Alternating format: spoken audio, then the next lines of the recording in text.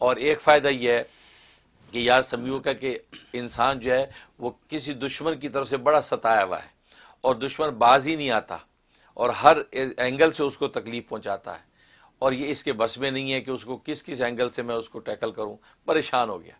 اب یہ اللہ تبارک و تعالیٰ کے سامنے درخواست رکھتا ہے، اور اس کا بھی طریقہ ہے کہ 2 رکعت نماز حاجت پڑھے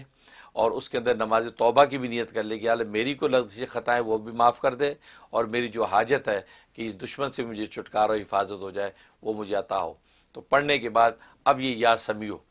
سمیع اس نے پڑھنا ہے 313 مرتبہ،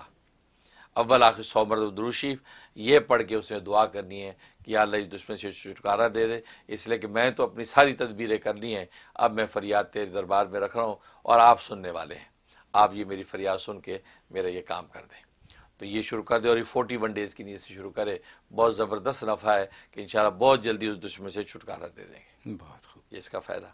اور جہاں تک خواب میں دیکھنے کا تعلق ہے، اگر خواب میں یہ نام دیکھا، سنا، یا اس کی جو آواز آئی اور یا لکھا ہوا یا خود پڑھا، تو ان تمام پہلوؤں میں اس کا مطلب ہے کہ اللہ تبارک و تعالیٰ اس کو نیک صالح تابعدار بیٹا عطا فرمائیں گے۔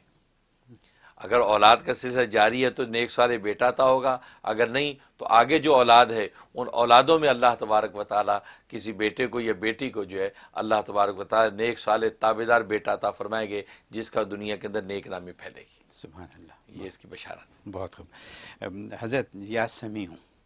جی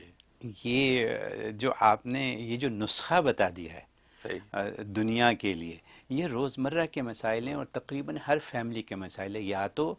مقدمات ہیں، دشمنیاں ہیں، باسز ہیں تنگ کرتے ہیں، یا بیماریاں ہیں۔ آپ نے بیماری کا جو حل بتا دیا، اور اگر کوئی اس کو کر لے جیسے آپ نے بتایا، تو یہ تو ایک بڑی ایک ایسی چیز ہے کہ جو ہر ایک کی ضرورت ہے۔ ہر فیملی میں بوڑھے بوڑھیاں ہیں جن کے دادیاں، نانیاں، نانا ہیں جن کی ضروریات ہیں، اور آج کل تو جوانوں کو بھی ایسی ایسی بیماریاں ہیں کہ جن کا علاج نہیں ہے اور ڈاکٹروں کو پتہ ہی نہیں چلتا کہ کیا ہو گیا۔ تو اس کے لیے تو بڑی مجرب بات آپ نے یہ فرما دی۔ مجھے یہ فرما دیں، چاشت آپ نے کہا، چاشت کی نماز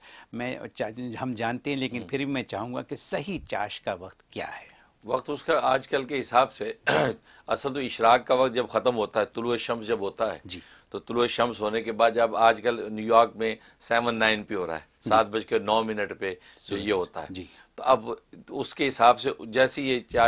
اشراق کا وقت ختم ہوتا ہے تو چاش کا وقت شروع ہو جاتا ہے۔ اچھا، تو مطلب یہ کہ یوں سمجھے کہ اب 8 بجے ایوریج لگا لیں، جی، 8 بجے سے لے کے آپ زوال تک 12 بجے تک، پونے 1 کے قریب تقریباً، تو یہ سارا وقت چاشت کا ہے، کسی وقت بھی وہ چاشت کے نفل پڑھ سکتا ہے۔ لیکن ویسے ایوریج میں بتایا کرتا ہوں 10-11 کے درمیان میں، 10 اور 11 کے درمیان میں پڑھ لیں تو یہ پورا سال یہ چاشت رہتا ہے۔